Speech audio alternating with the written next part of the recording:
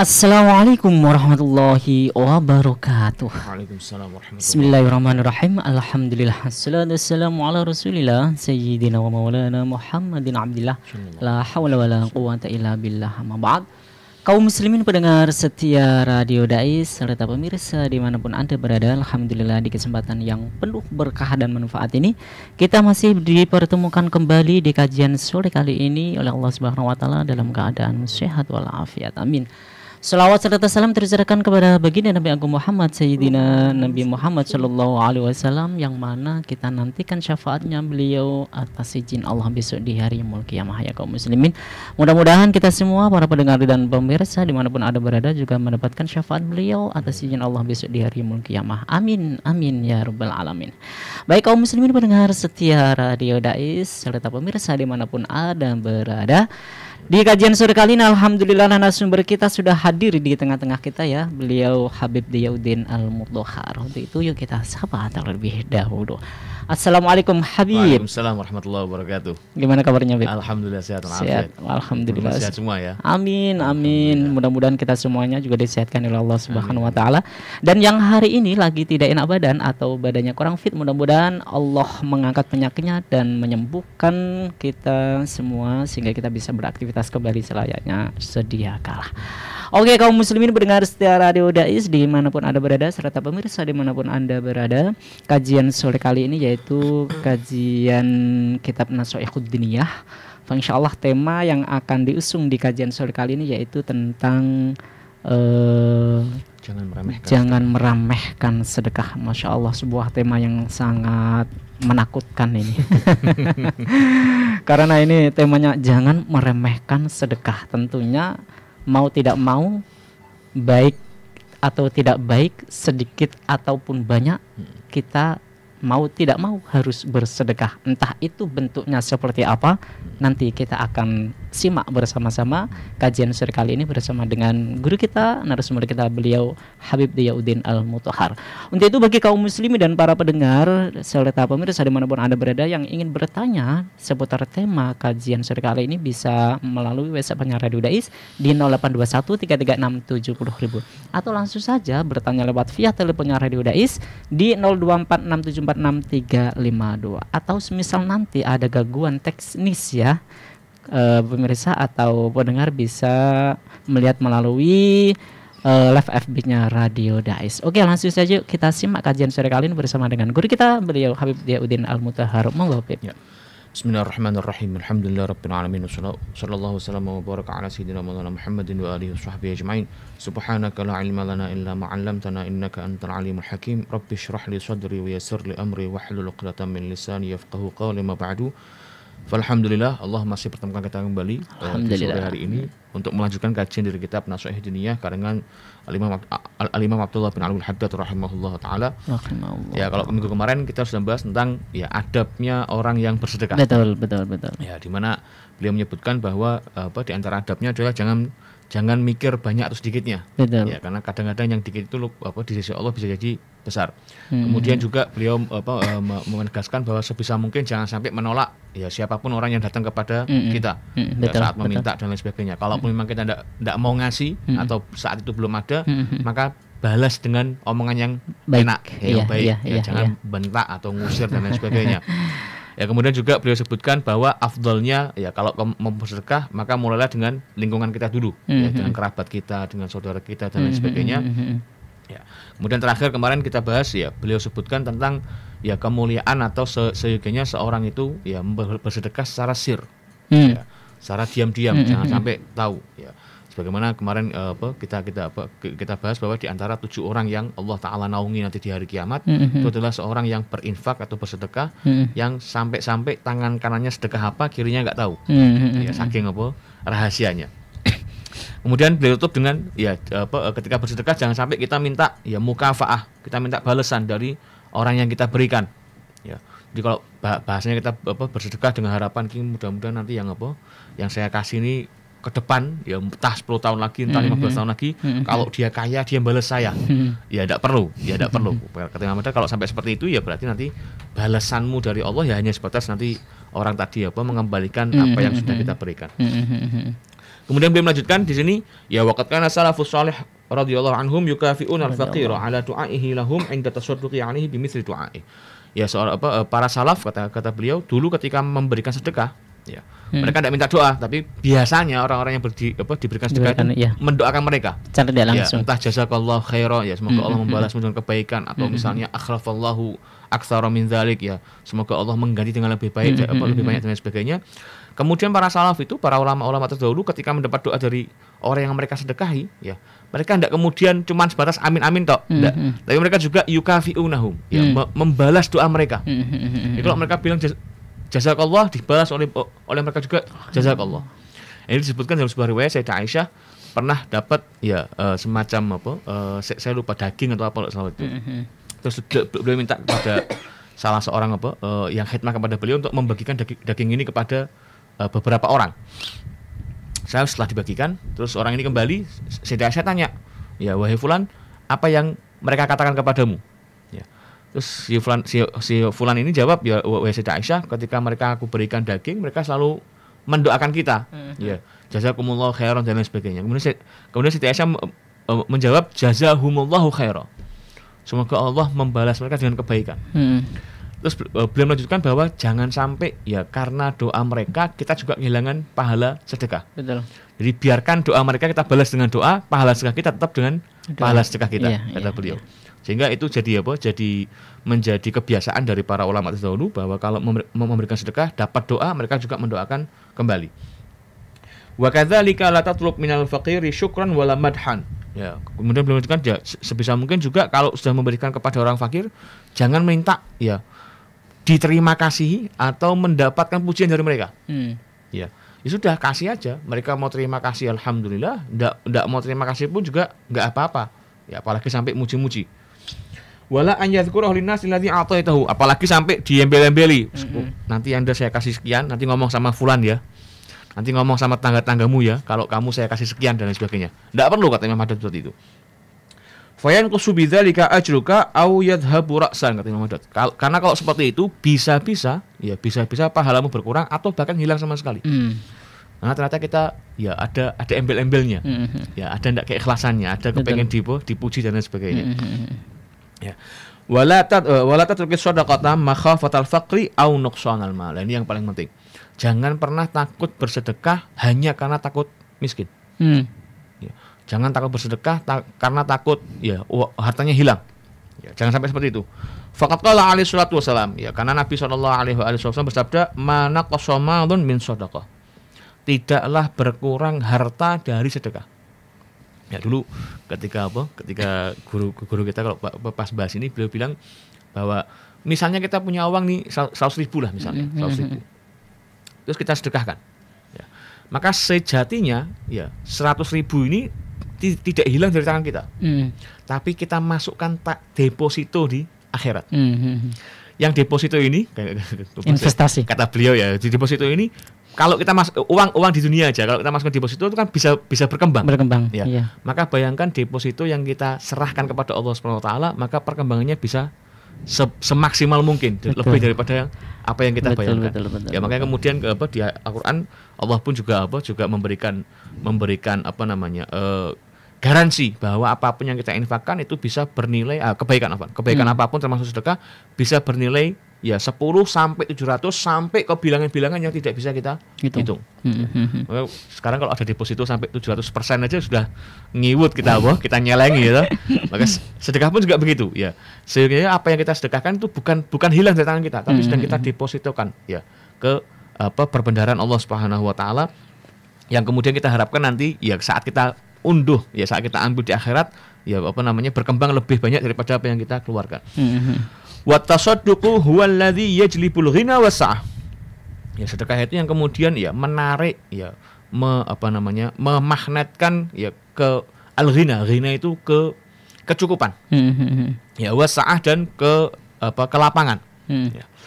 Jadi tapi sekali lagi jangan kemudian kita bayangkan bahwa ghina itu cukup itu kemudian kita punya uang berlimpah. Enggak. Karena al-ghina ya kecukupan itu adalah ketika kita tidak butuh bantuan orang lain. Itu namanya cukup. Ya. Sekarang kita sering dengar bahwa terjemahan ghina atau ghani itu berarti sugih. Sugih sak kreat-kreat lah, padahal enggak. Ya ghina itu cukup. Ya. Karena orang kaya pun, ya orang sekaya apapun ketika mereka ternyata masih butuh kepada orang lain, ya mereka berarti belum termasuk ya ghina, belum termasuk ghani, belum cukup. Wa yadfa'ul qillata wal 'ailah. Kata beliau, ya sedekah juga ya menghilangkan ya atau menyingkirkan ya rasa sedikit apa yang kita miliki. Ya. Karena kalau kita merasa apa yang kita miliki sedikit, tidak mungkin kita berikan sedekah kepada orang lain. Jadi ketika kita bisa berikan kepada orang lain, ya berarti kita merasa bahwa kita sudah punya kecukupan. Ya. Wal ailah, dan juga ya kekurangan yang amat sangat ya dari sisi keluarga. Wa tarkut tasadduqi ala dhiddi min dzalik. Kemudian kata beliau, ya kalau kita meninggalkan sedekah, maka justru akan kebalikan dari sedekah tadi. Ya. Min dzalika yajlibul faqr. Ya, di antaranya malah kalau kita pelit sedekah, ya malah justru kefakiran akan mendatangi kita. Maka sekali lagi al-faqr itu kebutuhan kepada orang lain yang amat sangat besar. Itu namanya faqr, ya fakir. Sementara ghina adalah kecukupan. Ya. Sehingga ketika kita bersedekah, ya maka kecukupan akan ya menghampiri kita. Kalau kita tidak bersedekah, bisa jadi kita akan semakin butuh kepada orang lain atau hal lain. Betul. Ya. Kalaupun tidak sama orang, ya berarti kita butuh dengan harta yang kita miliki, ya lebih daripada seharusnya. Wiyudhibul ghina. Kemudian ya tidak bersedekah itu juga menghilangkan ya membuat pergi rasa cukup tadi. Qala Allah Ta'ala, Allah SWT berfirman, "Wa ma anfaqtum min syai'in fahuwa yukhlifuh." Ya, apapun yang kalian infakkan, ya maka Allah Ta'ala akan menggantinya. Itu yang tadi kita bahas, bahwa Allah Ta'ala ya kalau kita sedekah, kita sedang memasukkan uang kita, harta kita kepada kotak deposit milik Allah Subhanahu wa taala. Wa huwa khairur raziqin, dan Allah Ta'ala adalah zat yang maha memberikan rezeki kepada kita. Wa'lam anna tasadduqa bil qalil minal muqilli afdhalu indallahi min tasadduqi bil katsir minal mukthir. Kemudian ketahuilah bahwa sedekah dari ya atau bersedekah dengan barang yang sedikit dari orang yang hanya memiliki yang sedikit, itu lebih afdal di sisi Allah, lebih baik di sisi Allah daripada sedekah yang banyak dari orang yang punya banyak. Jadi misalnya ada orang cuma punya 100.000, ya. Kemudian dia sedekahkan 50.000, ya berarti berapa? 50%-nya. Itu lebih afdal daripada orang yang sedekah 1 juta tapi tabungannya sampai 1 miliar. Ya. Karena ternyata persentasenya jauh di bawah apa yang diberikan 50.000 tadi. Betul. Ya.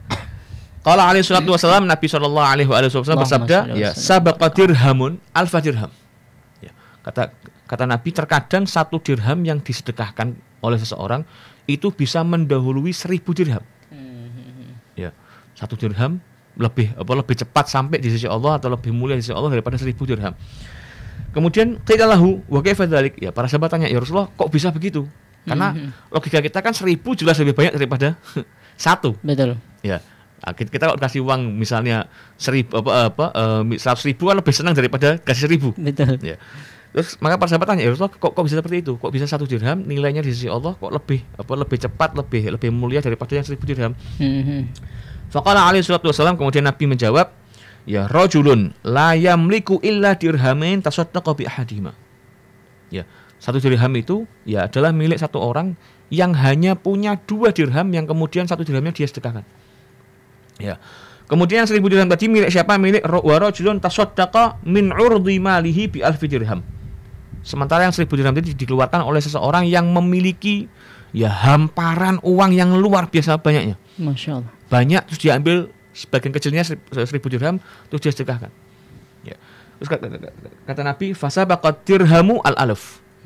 Maka 1 dirham tadi yang nilainya bagi kita di mata kita lebih kecil daripada 1000, tapi secara persentase lebih besar daripada yang 1000, itu lebih mendahului atau lebih cepat sampai kepada Allah Subhanahu wa taala daripada yang 1000 tadi. Atau kama qala alaihi wasallam, atau sebagaimana riwayat yang sampai dari Nabi sallallahu alaihi wasallam. Allahumma shalli. Fasara dirhamul wahid minal muqil afdhalu minal alfi minal mukthir. Ya. Maka 1 dirham yang dari orang yang memiliki sedikit lebih afdal daripada yang 1000 dirham yang miliknya orang banyak. Wa huwa sahibul mal katsir. Ini juga mengingatkan kepada kita bahwa sekali lagi bahwa sedekah itu jangan dilihat hanya dari nilai kuantitasnya, tapi juga kualitas dari pemberinya, ya dari berapa yang dia miliki. Sehingga jangan kemudian ya sekali lagi ya orang kadang-kadang kalau pas misalnya ngisi kuota data untuk sedekah dan sebagainya kadang ngisi 1.000 malu, ngisi 2.000 malu, ya karena yang lainnya mungkin 100.000, 500.000 dan sebagainya. Betul. Padahal setiap orang tadi punya standarnya masing-masing, ya sehingga jangan hanya karena malu terus tidak melakukan sama sekali. Liyadzubillah, jangan sampai seperti itu. Ya maka kemudian kita lihat di sejarah Nabi Shallallahu Alaihi Wasallam itu ada banyak para sahabat yang ya sedekahnya mereka itu mungkin kalau bagi kita itu hal yang ngapain mereka ngasih seperti itu sekarang ya karena kan mindset kita sekarang kan sedekah itu harus uang dan lain sebagainya. Dulu para sahabat itu kadang-kadang kalau sedekah mereka sedekah barang-barang yang memang ya dibutuhkan. Ya. Bahkan disebutkan Nabi itu punya orang-orang yang kalau orang sekarang bilang mondok ya di Ashabus Suffah, ya, mereka tinggal di emperannya Masjid Nabawi. Itu disebutkan pernah dalam satu masa jumlahnya itu lebih dari 70 orang. Ya, yang 70 orang ini semuanya ya makannya ditanggung sama Nabi. Ya. Kemudian para sahabat yang lain ya karena tahu bahwa Nabi ini kehidupannya bukan kehidupan yang selalu punya punya makanan, ya selalu punya uang. Kadang-kadang pas tidak punya dan lain sebagainya. Maka mereka membantu Ashabus Suffah ini dengan cara apa? Dengan cara ya kalau setiap hari pasti ada yang ngirim setangkai kurma, terus kayak dicendalno di tiangnya masjid. Ya, setangkai kalau sekarang mungkin kita bilang pisang tuh pisang tuh namanya itu sak pundung, ya. Atau sak lirang, yang lebih kecil tuh sak lirang. Mereka kasihkan, mereka taruh di di menara masjid, di tiangnya masjid. Ya. Kan itu bentuk sedekah mereka. Kalau sekarang kita mikir loh, ngapain ngasih ngasih pisang sak lirang tok, ya. Wes karuan mentahane wae. Kadang kita mikirnya seperti itu. Tapi para sahabat enggak, karena para sahabat mereka bersedekah dengan apa yang mereka miliki. Ya, dengan apa yang bagi mereka ini mungkin bisa membantu yang lain dan lain sebagainya, walaupun secara nilai itu hanya nilai yang amat sangat kecil bagi kita saat ini. Ya. Wa minal madzmumil mahdzur, kemudian beliau memberikan di antara jangan sampai kita melakukan tindakan-tindakan setelah kita bersedekah ini. Apa itu ta'yirul fuqara'i bi faqrihim. Jangan sampai menghina orang fakir karena kefakiran mereka. Betul. Ya. Jangan sampai karena kita lihat ada orang misalnya minta-minta di pinggir jalan terus kita wong rak niat urip ya apa segala macam. Jangan sampai karena kita tidak tahu nanti ada kisah apa di balik itu. Ada kisah apa di balik itu. Wastihqarihim li ajlih, ya jangan juga merendahkan mereka karena kefakiran tadi. Kenapa? Wa huwa syi'arul anbiya wa hilyatul asfiya. Karena kefakiran dalam tanda kutip ya dalam hal duniawi ya. Itu adalah syiarnya para anbiya. Ya apa yang diperlihatkan oleh para anbiya di hadapan kita. Wa hilyatul asfiya, dan juga hiasannya para orang-orang pilihan. Kalau ditanya, "Loh, kenapa kok Nabi itu kan ya doa lembah Mekah jadi emas pun bisa." Ya. Nabi itu ya, misalnya minta doa hujan duit pun bisa. Ya. Tapi kenapa kok kemudian Nabi memilih hidup ya dengan standar, bahkan sering kita dengar bahwa Nabi itu sampai banyak ya sering kali tidak punya harta sama sekali. Disebutkan oleh para ulama bahwa di antara hikmahnya adalah karena Nabi tahu bahwa umat beliau ya umatnya para nabi siapapun itu termasuk Nabi Muhammad tidak semuanya jadi kaya. Ya, yang jadi kaya paling hanya berapa persen. Sementara umumnya ya orang-orang yang pas-pasan, orang-orang yang fakir dan lain sebagainya, orang-orang miskin. Sehingga beliau lebih memilih hidup yang bisa ditiru oleh banyak orang. Dicontoh oleh banyak orang. Bahkan sampai Nabi itu pernah berdoa dalam sebuah riwayat, Allahumma ahyini miskinan. Ya Allah, hidupkanlah aku dalam kondisi miskin, wa amitni miskinan. Ya, kemudian wafatkan aku dalam kondisi miskin, wa ba'atsni min jumlatil masakin. Dan kemudian nanti bangkitkan aku bersama dengan orang-orang yang miskin. Ya, saking ya ini sedikit kisah aja bahwa sampai saking tanda kutip ya kemiskinan dari yang dialami Nabi itu, sampai Sayyidah Aisyah meriwayatkan bahwa ya Nabi itu tidak meninggalkan harta warisan apapun ya, kecuali gamis satu pasang. Ya. Lalu wadah yang dipakai untuk minum susu atau wadah kurma atau apa itu. Ya. Sampai di tingkat yang seperti itu. Ya. Sementara barang-barang beliau lain, harta yang lain sudah diberikan kepada sahabat-sahabatnya dan lain sebagainya. Ala kulli hal. Jadi jangan sampai karena orang miskin, karena orang fakir terus kita hina-hinakan. Ya. Wa takabburu alaihim, dan jangan juga sampai kita sombong kepada mereka. Wal istihanatu bihim, ya merendahkan mereka. Wal istighfaf bihaqqihim, kemudian merendahkan haknya mereka. Ya. Jadi kalau tadi merendahkan kefakiran mereka, jangan juga sampai kita merendahkan haknya mereka. Yang tadi yang dulu pernah kita bahas, ya misalnya boleh tidak kita bersedekah dengan ya menghambur-hamburkan uang dari atas dan sebagainya. Kalau ternyata itu merendahkan haknya mereka, tidak boleh. Ya, tidak boleh. Karena afdolnya sedekah itu ya orangnya di depan kita ya kita berikan. Ya. Bahkan beberapa saya lupa itu di kitab apa itu. Afdolnya itu zakat ya. Zakat itu afdolnya adalah orang datangi ke rumah ya orang yang mustahik tadi kemudian diberikan. Bukan bagi-bagi kupon terus kumpul di rumahnya dia terus dikasih satu. Enggak. Afdolnya adalah rumah ke rumah. Kenapa? Karena kita berusaha ya menghormati haknya mereka. Ya, zakat atau misalnya sedekah ini juga adalah haknya mereka. Maka jangan sampai kita merendahkan mereka dengan manggil-manggil diumumkan di apa segala macam, karena justru itu bisa jadi merendahkan martabat mereka. Wa taqdimul aghniya li ajli dunya alaihim. Kemudian juga jangan sampai ya orang-orang fakir atau orang miskin tadi kita majukan, kita dahulukan daripada orang-orang kaya. Ya bahkan di fikih di bab walimah itu ada larangan untuk takhsisul aghniya bid'awah. Ya hanya ngundang orang-orang kaya tok. Itu sampai ada larangan seperti itu. Ya. Jadi jangan sampai ada orang kaya kita dahulukan, ya orang-orang miskin, orang fakir kita taruh belakang. Ya, jangan sampai seperti itu. Faqullu dzalika minal jara'imil mahdhurah. Semua hal tersebut termasuk di antara bentuk ya kriminalisasi kita terhadap kefakiran mereka. Fahdhar minhu, jangan sampai kita terjerumus ke dalam hal tersebut. Wa'azzimin nasa ala qadri ta'zimihim lillahi wa rasulih. Kemudian ya hormati, agungkan setiap manusia sebagaimana mereka mengagungkan Allah dan Rasulnya. Nah, ini standar umum.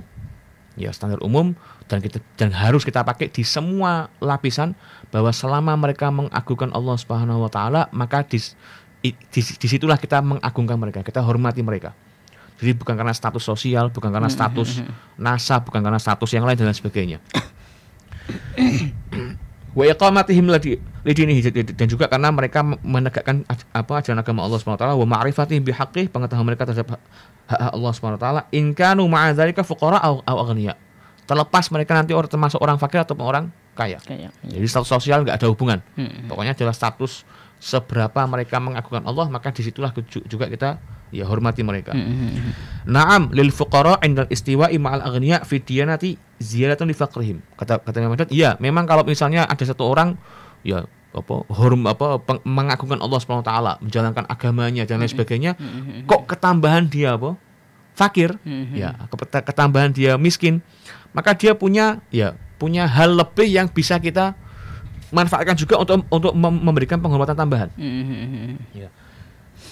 Kenapa li faqrihim? Karena mereka termasuk orang miskin, orang fakir yang harus kita perhatikan. Wan kisari qulubihim, dan hatinya yang mudah untuk ya disakiti. Wa qillat ihtifali aksarin nasi bihim, dan juga ya sedikitnya perhatian masyarakat umum kepada orang seperti itu. Ya umumnya orang ya kalau punya acara yang ngundang sing sugih-sugih tok, ya sing ndak sugih ya sembuh ya.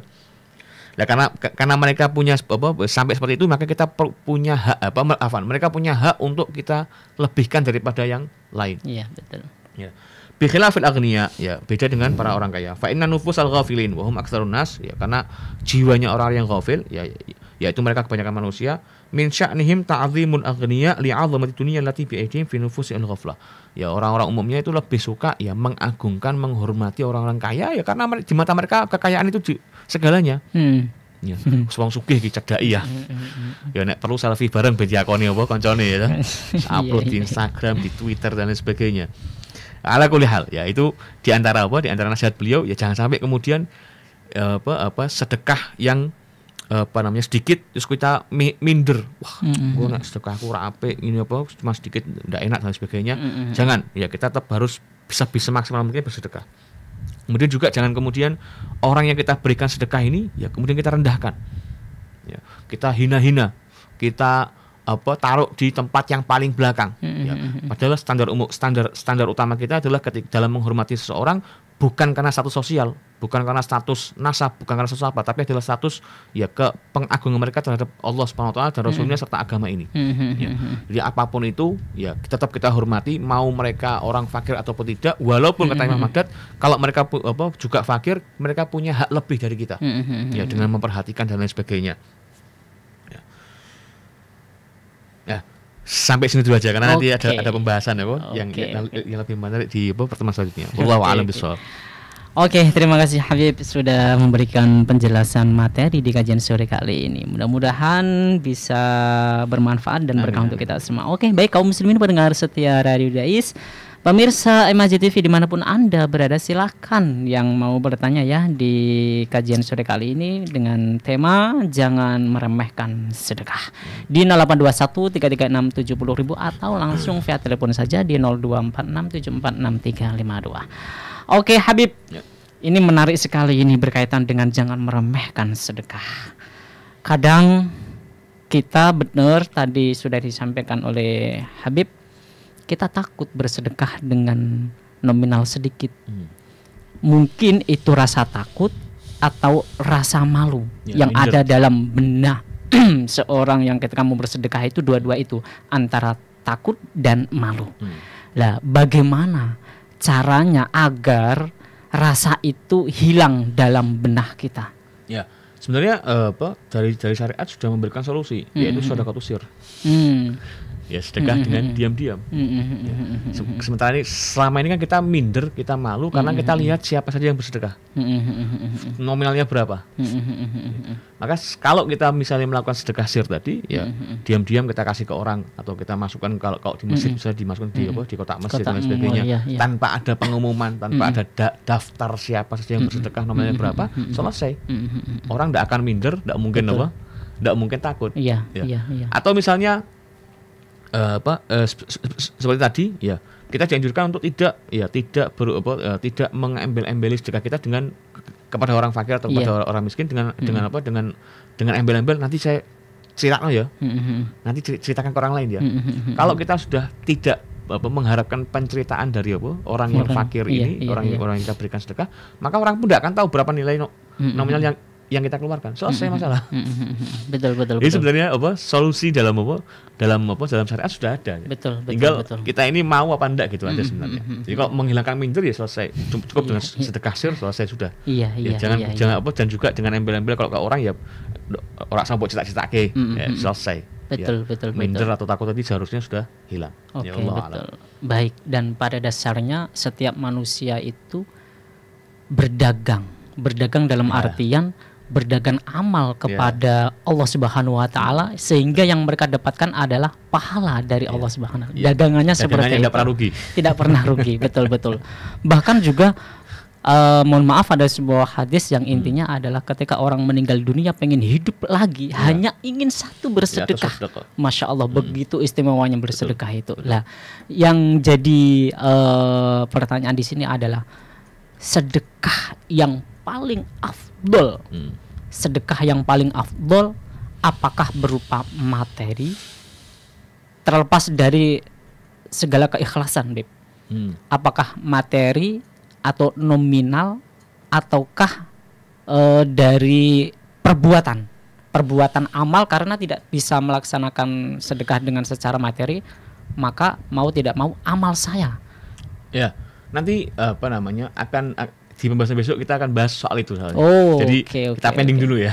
Jadi poinnya di kitab ini beliau menjelaskan satu hadis tadi ya, sabaqat dirham ya alfa dirham. Ya, ini satu dirham itu terkadang bisa melebihi ya 1000 dirham. Betul. Yaitu dari al-muqil, dari orang yang tidak memiliki banyak harta. Oke, Beb. Ini sudah ada pendengar yang mau bertanya ini. Ini perlu pakai ini berarti ya? Iya, monggo. Assalamualaikum. Assalamualaikum Pak Said. Waalaikumsalam. Dengan Ibu siapa? Waalaikumsalam Habib Muhammad. Waalaikumsalam warahmatullahi wabarakatuh. Ini Ibu Nur Halimah dari Petek mau tanya. Oh iya, monggo. Saya itu sedekah sama tetangga sebelah. Tapi dia tuh mata pencahariannya riba, renten ke uang gitu. Itu orang borong, tapi dia tuh di desa punya tanah banyak gitu. Nah itu sah apa enggak sedekah saya? Oh iya. Penjelasan sih. Terima kasih. Assalamualaikum. Waalaikumsalam. Waalaikumsalam. Warahmatullahi wabarakatuh. Alhamdulillah, Dip, ini Ya. Jadi langsung dijawab aja, Bib. langsung jawab Iya, ya. iya. Sedekah kepada orang yang pekerjaannya ya kita nyatakan bahwa pekerjaannya haram misalnya. Ya, para ulama menjelaskan bahwa sedekahnya tetap dihukumi sah. Ya. Tapi kalau nanti sedekah tadi kemudian dipakai oleh orang tersebut, ya dipakai oleh orang tersebut dalam tindakan yang haram tadi, itu tetap nanti ya apa namanya sedekahnya jadi haram. Tapi sekali lagi ya bukan tidak sah. Sedekahnya sah tapi nanti bisa jadi haram. Itu sama kayak zakat. Zakat itu nanti juga begitu.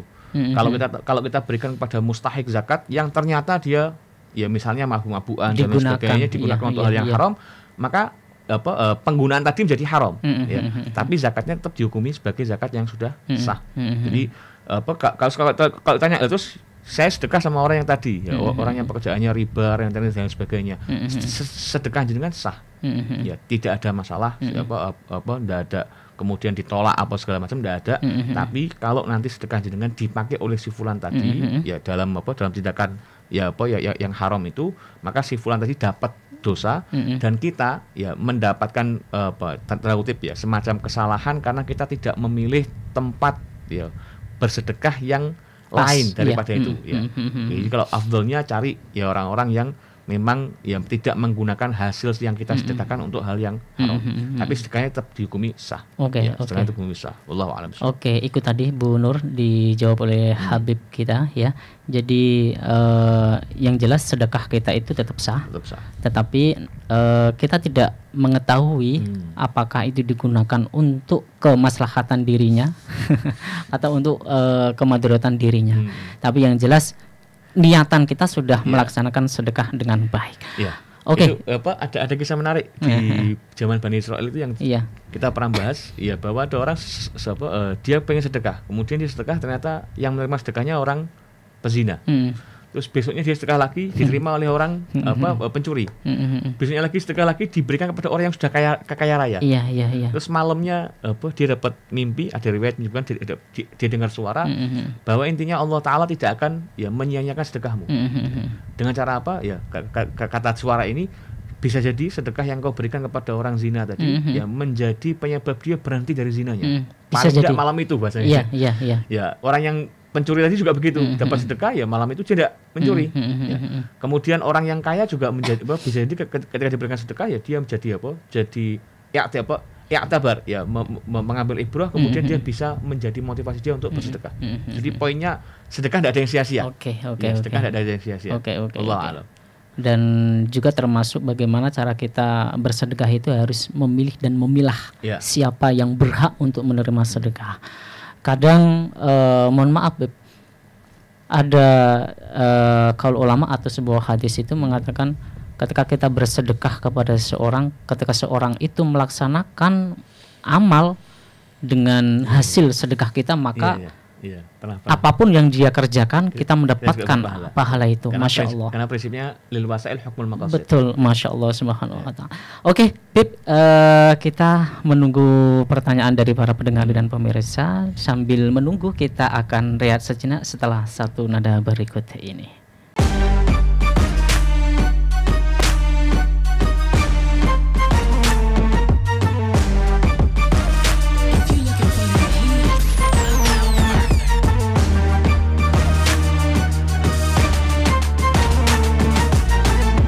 Dipancarkan dari Menara Al-Husna. Dipancarkan langsung dari Menara Al-Husna. Menjelaskan dari Menara Al-Husna. Kawasan Masjid Agung, Jawa Tengah, 107,9 FM. 107,9 Radio Dakwah Islam terdepan dalam dakwah dan nada.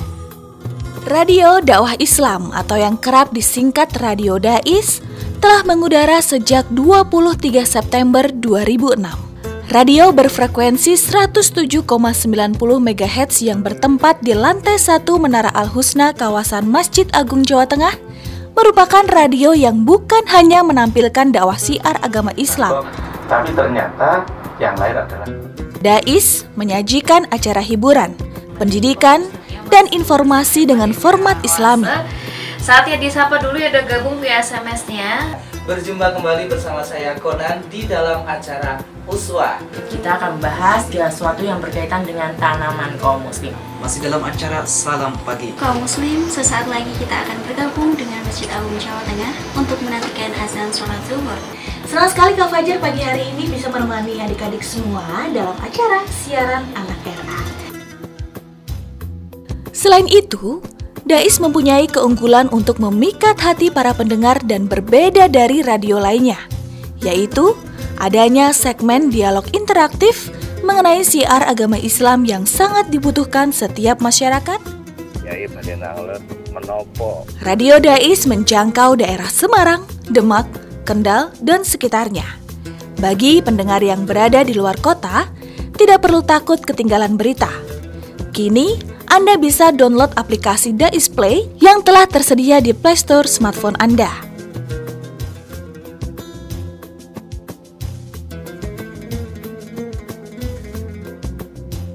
Radio Dais, terdepan dalam dakwah dan nada.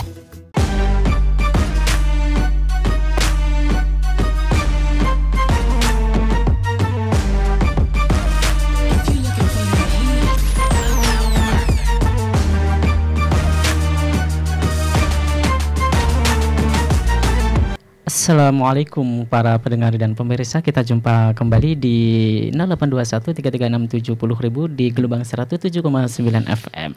Baik, silakan kaum muslimin pendengar setia Radio Dais dimanapun Anda berada pemirsa, silakan ya yang mau bertanya di 0821-336-70.000 atau langsung saja via teleponnya di 0246746352. Oke Bib, ini sudah ada yang masuk ini, saudara kita pendengar setia Radio Dais bertanya ini ya. Assalamualaikum Habib. Waalaikumsalam warahmatullahi Izin wabarakatuh. bertanya Bib, bagaimana orang yang bersedekah itu adalah seorang, mohon maaf, judi online? Apakah sedekahnya kita terima atau tidak? Terima kasih Habib. Itu dia dipastikan tidak bahwa yang dia sedekahkan hasil dari judinya. Nah itu. Ya, karena prinsipnya dalam sebuah hadis Nabi SAW menyatakan walayak ketika menjelaskan tentang sedekah itu, beliau menyatakan walayak balullahu illa thayyiba. Ya, Allah tidak akan menerima melainkan ya dari hal yang thayyib, yang baik. Ya. Sehingga kemudian disimpulkan oleh para ulama bahwa ketika orang bersedekah dengan harta yang haram, maka sedekahnya pun tidak sah. Tidak ya. sah. Atau bahkan kalau kita sebutkan dengan bahasa lain tidak akan berkah sama sekali. Kalau dipastikan bahwa uang yang dia sedekahkan betul-betul dari uang yang haram. Tapi kalau enggak, ternyata dia misalnya ada pemasukan lain. Ya. Jadi uang judinya misalnya dipakai buat apa, sementara dia sedekahnya pakai uang lain. Uang yang dia sedekahkan sah, tidak ada masalah. Jadi kalau dari uang haramnya kata Nabi situ layak balullah illa thayyiba. Allah tidak akan menerima selain dari apa yang baik. Wallahu a'lam. Dan juga si penerima tentunya juga faham atau memahami orang yang bersedekah. Ya, itu kan nanti masuk di pembahasan soal ya boleh enggak kita ini berinteraksi dengan orang-orang yang hartanya haram. Ya, tapi prinsipnya nanti mentok di makruh. Ya, mentok di makruh kalau kita yakin bahwa semua hartanya kalau kita yakin bahwa masih ada hartanya yang bukan dari yang haram. Ya, artinya kalau orang disedekahi misalnya. Kita lihat cek orangnya, ini orangnya judi, misalnya jualan minuman keras apa segala macam, tidak ada hartanya dia selain daripada itu, maka kita tidak boleh terima. Karena kita yakin bahwa semua hartanya adalah dari harta yang haram.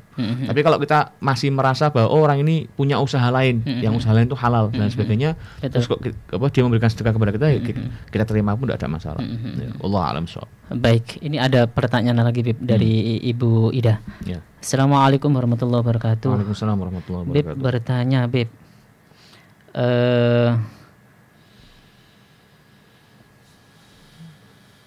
bolehkah meminta doa kepada orang yang kita sedekahi? Ya, kalau hanya sebatas minta doa memang adabnya adabnya orang yang menerima zakat atau sedekah umum ya, itu memang sunnahnya untuk mendoakan.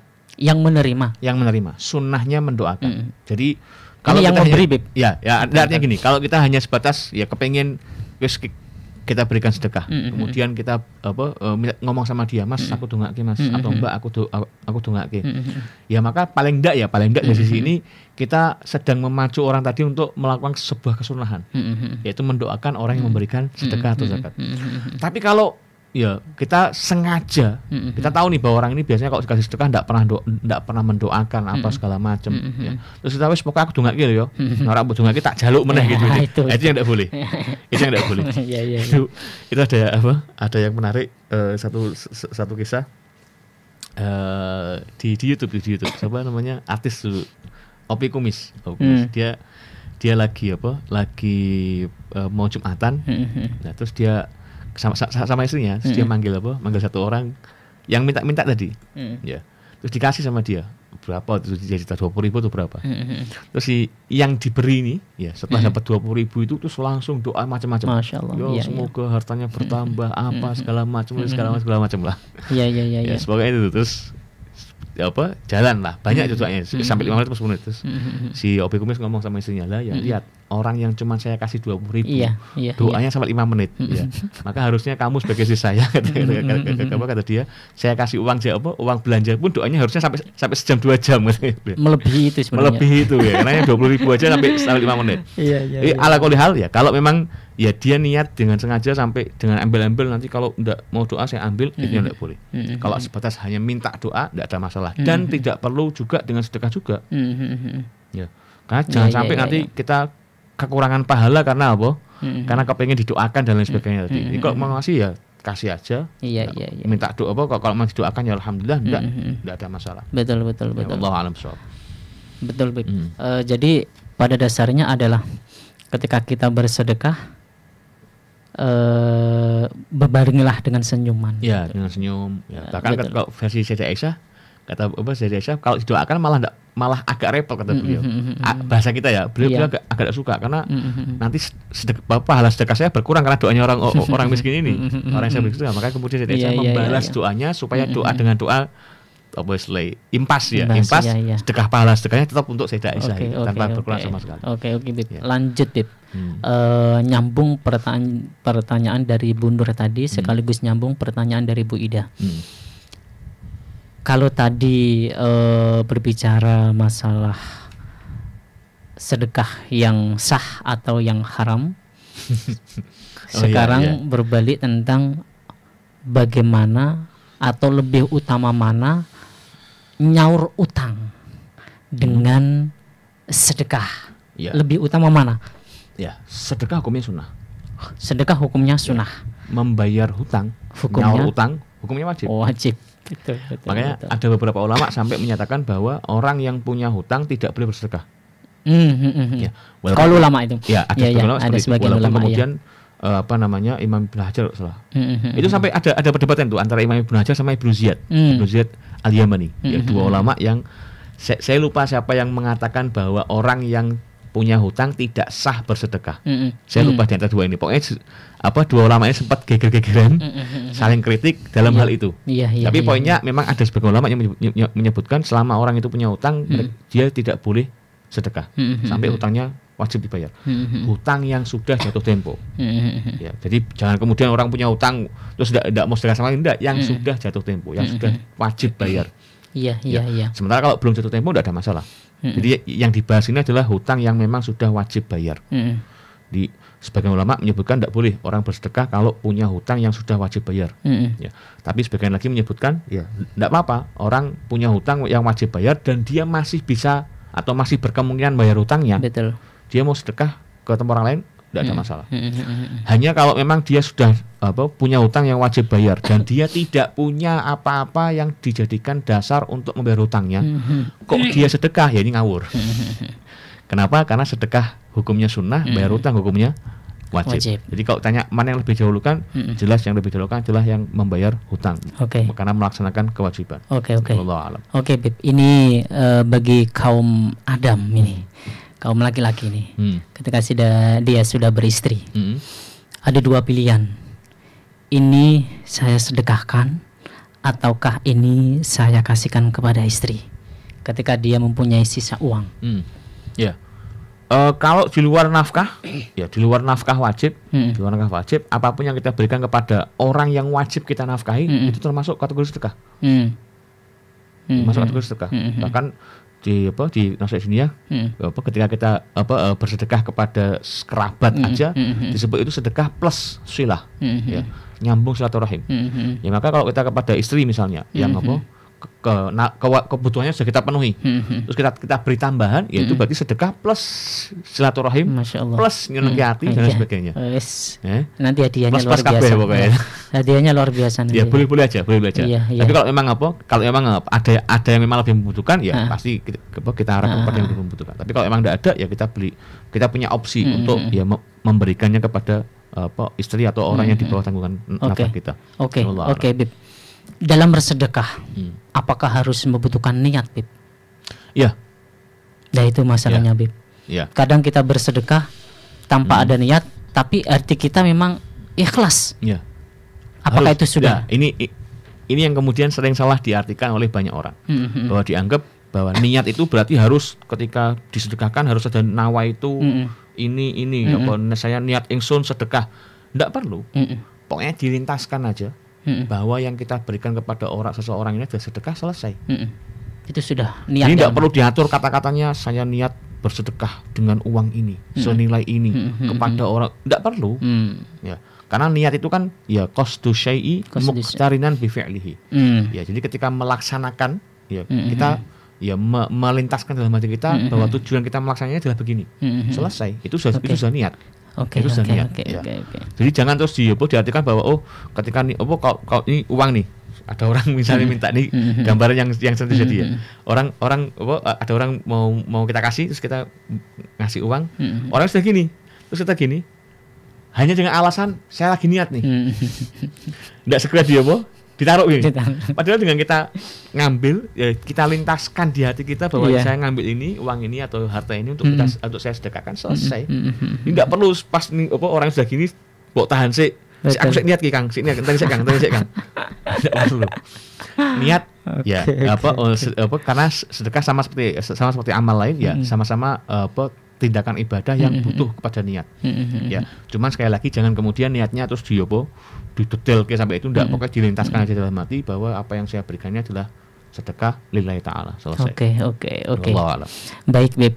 Jadi kaum muslimin pendengar setia Radio Dais, pemirsa dimanapun ada berada, bahwa pada dasarnya sedekah itu tidak dilihat dari nominal yang kita sedekahkan, akan tetapi sejauh mana keikhlasan kita dalam melaksanakan sedekah. Dan jangan pernah atau jangan sampai kita meremehkan siapapun manusia yang atau hamba Allah yang kita sedekahi, baik itu fakir ataupun miskin, semuanya itu adalah sesama manusia, derajatnya sama di dunia, tapi hanya Allah yang mengetahuinya. Oke.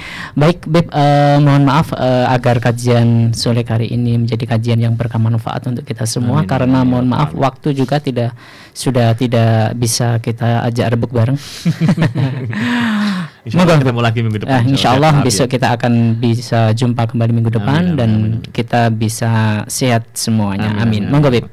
Bismillahirrahmanirrahim. Alhamdulillahirabbil alamin. Allahumma shalli wa sallim barik ala sayyidina Muhammadin wa alihi washabihi ajmain. Rabbana anfa'na bima 'allamtana, rabbi 'allimna alladhi yanfa'una, rabbi faqihna wa faqih ahlana wa qarabatil lana fi dinina ma'a ahli al-qutri untha wa dhakar. Rabbi wafiqna wa wafiqhum lima tartadi qawlan wa fi'lan karama warzuqil kulla halalan daima wa akhil atqiya ulama nahdha bil khairi wa nukfa kulla syar. Rabbana aslih lana kulla syu'un wa aqirra bir ridha minkal uyun waqdi 'anna rabbana kulla duyun qabla an ta'tiyana rusulun manun waghfir wastur anta akramu man satar wa salatullahi taghshal mustafa man ilal haqqi da'ana wal wafa bi kitabin fihi lin nasi shifa wa 'alal alal kirami syurafa wa 'ala sahbil masabihil ghurar. Allahumma hdina bihudak waj'alna mimman yusari'u fi ridhak wa la tuwallina waliyan siwak wa la taj'alna mimman khalafa amraka wa 'asak. Hasbunallahu ni'mal wakil, ni'mal maula wa ni'mal nasir, wa la hawla wa la quwwata illa billahil aliyyil azim. Wa sallallahu ala sayyidina Muhammadin wa alihi washabihi wasallam walhamdulillahi rabbil alamin wal 'afu minkum.